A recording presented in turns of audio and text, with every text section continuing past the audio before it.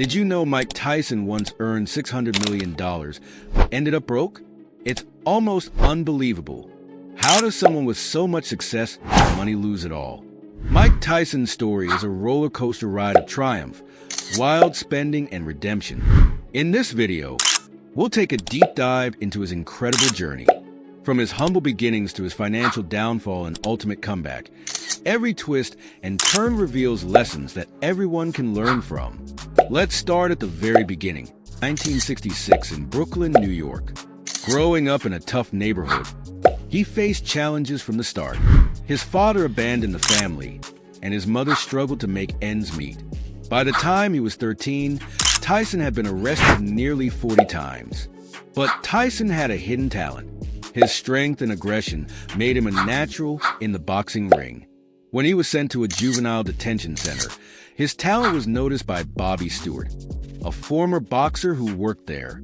Stewart introduced Tyson to Cus D'Amato, a legendary boxing trainer. D'Amato became a father figure to Tyson, teaching him not just the art of boxing, but also discipline and focus. Under D'Amato's guidance, Tyson's career skyrocketed. He quickly rose through the ranks of the boxing world, knocking out opponents left and right. In 1986, at just 20 years old, he became the youngest heavyweight champion in history, a record that still stands today. Tyson wasn't just a fighter. He was a phenomenon. His aggressive style and fearsome punches made him a household name. He wasn't just winning fights. He was dominating them, often finishing opponents in the first few rounds. The Golden Era. As Tyson's fame grew, so did his earnings. He wasn't just a boxer, he was a brand. Sponsors lined up to associate with him, and fans couldn't get enough. Tyson was earning an average of $7.5 million per fight, and that didn't even include his income from sponsorships, endorsements, and appearances. In 1988, Tyson appeared in the video game Mike Tyson's Punch-Out!, which sold over 2 million copies in its first year. He earned millions just from this game. He also made $3.5 million for a guest appearance at WrestleMania and signed lucrative deals with casinos and other companies. By 1990, Tyson was the highest paid athlete in the world, earning over $28 million that year alone. But Tyson wasn't just about making money. He was also spending it. He lived like a king, buying mansions, luxury cars, and even exotic animals. Tyson's spending habits became legendary, and people started to wonder if he was going too far. A lavish lifestyle. Tyson's spending was as aggressive as his boxing. He wasn't just buying necessities or even luxuries. He was indulging in the absurd. He purchased over 100 cars during his career, including a $320,000 Bentley and multiple Ferraris. He once walked into a dealership, bought a Ferrari for $300,000, and declined a test drive because he already owned the same model. Another time, he gave a Rolls-Royce to a police officer just to avoid getting into trouble. His homes were even more extravagant. Tyson owned mansions in Las Vegas, Ohio, and Maryland, but his most famous property was in Connecticut. This 17-acre estate featured 21 bedrooms, 35 bathrooms, a nightclub, a mini casino, and even a lake. It was the epitome of luxury, but maintaining it cost him $700,000 a year.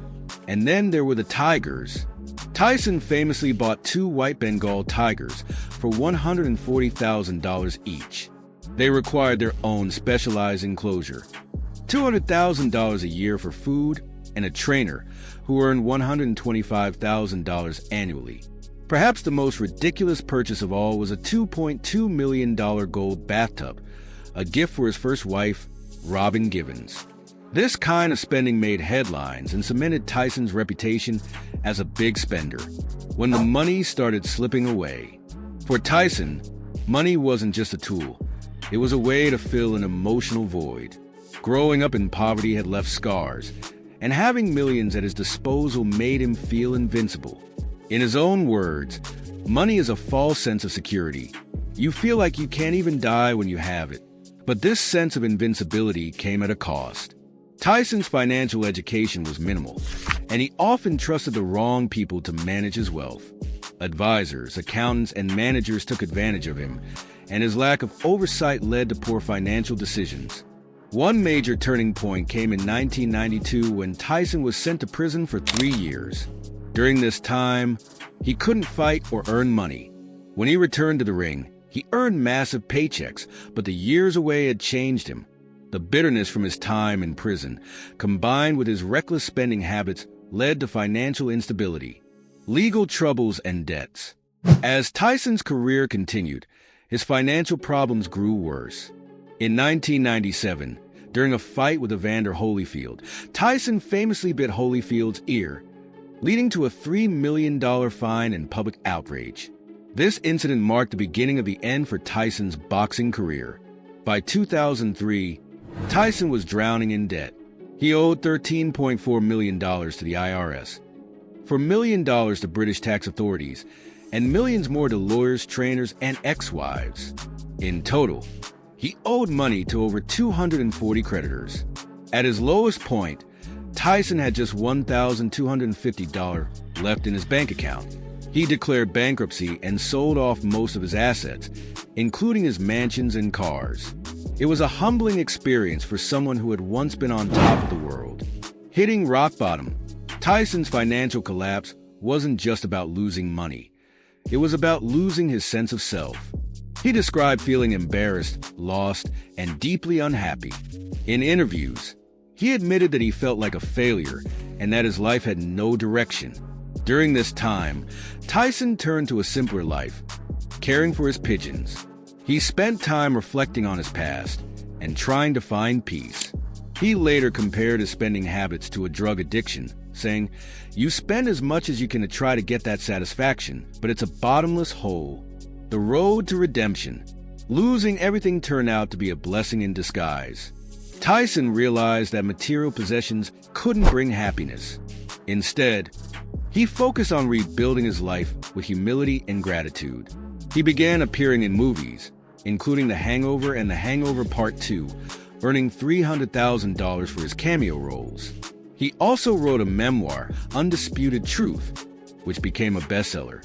In addition, Tyson started a podcast called Hot Boxing with Mike Tyson, where he interviews celebrities, athletes, and entrepreneurs.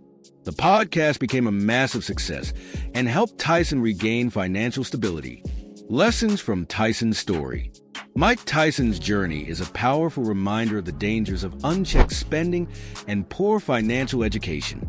Despite earning $600 million, Tyson's lack of financial discipline and trust in the wrong people led to his downfall.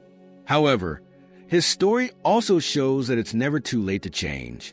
Tyson's ability to learn from his mistakes and rebuild his life is an inspiration to anyone facing challenges. Mike Tyson today. Today, Tyson has a net worth of $10 million and lives a much simpler life. He's focused on his family, his podcast, and sharing his story to help others avoid the mistakes he made. Tyson often speaks about the lessons he's learned, emphasizing the importance of humility, gratitude, and financial literacy. His story is proof that even after hitting rock bottom, it's possible to rise again. What do you think about Mike Tyson's story? Let us know in the comments below. If you enjoyed this video, don't forget to like, share, and subscribe to our channel for more amazing stories. See you in the next one.